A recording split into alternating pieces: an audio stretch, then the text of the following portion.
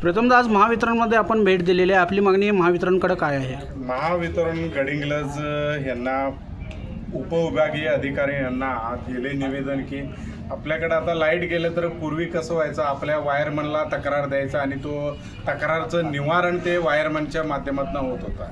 आता काहीतरी ऑनलाईन पद्धतीनं तो तक्रार नोंदवायचा आहे, पण सर्वसामान्य काही लोकांच्याकडं तो ऑनलाईन पद्धतीनं ॲप्स नाही आहे किंवा त्या पद्धतीचं मोबाईल नसल्यामुळं ह्या वायरमॅनच्या माध्यमातून आलेल्या तक्राराचं निवारण तुम्ही केलं पाहिजे.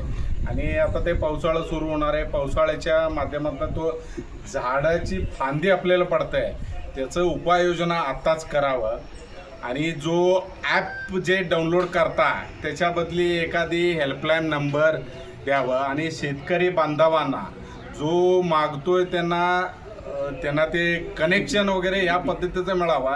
अन्य काही समस्या त्यांच्या माध्यमातून आपण शासनाच्या माध्यमापर्यंत पोचवाव्या आणि शेतकऱ्यांना आणि सर्वसामान्य लोकांचं जो MSEB आणि ते ह्याच्या तक्रारी आहे तक्राराचं निवारण पूर्वीचे ज्या पद्धती होते त्या पद्धतीनं लवकरात लवकर त्यांना दिलासा मिळावा अशा पद्धतीचं निवेदन आपण MSEBमध्ये देण्यासाठी आपण सर्वजण उपस्थित होतो. वीज हे पूर्वी सोमवारी आपल्या शहरातनं जात होत्या, आता ते शनिवार पण झाले.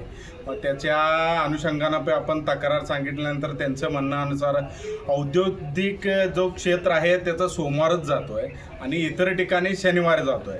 मग आपल्या सूचना असं मांडण्यात आलेलं आहे त्या जिथं ते सोमवार घालवायचं आहे का शनिवार घालवायचं आहे संबंधितांना पूर्वकल्पना देऊन ते लाईट घालवावा आणि ते काम झाल्या पूर्वत लाईट व्यवस्था सुरळीत सुरू करावा एवढे सूचना मांडण्यात आला.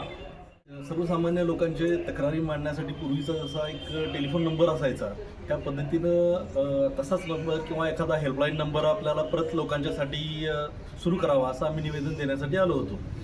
तर काही शासनाच्या धोरणानुसार काही यांना MSEBला या गोष्टी करता येत नाही आहेत असं अधिकाऱ्यांनी सांगितलं आपल्याला. तर आमचा विषय असा शासनाला देखील असाच शासनापर्यंत आमचं हे म्हणणं त्यांनी पोचवावं की जेणेकरून लोकांची सोय व्हावी आणि शासनाला देखील जर काही त्यांच्याही जर काही लक्षात आलेल्या नसतील अशा अडचणी होणाऱ्या अडचणी तर ते त्यांनी दूर करून घ्यावेत. आणखी लोकांच्या सोयीचं काम करावं, हेल्पलाईन नंबर सुरू करावा. तर गडिंग्लज महावितरण कार्यालयात आपण आहोत. गडिंग्लज महावितरण कार्यालयात आज भाजपाकडून निवेदन देण्यात आलेलं आहे.